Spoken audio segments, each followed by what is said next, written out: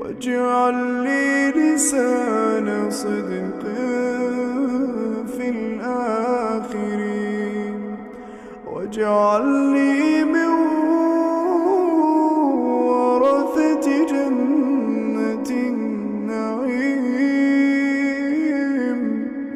واغفر لأبي إنه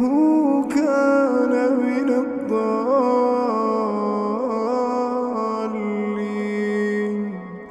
ولا تخزني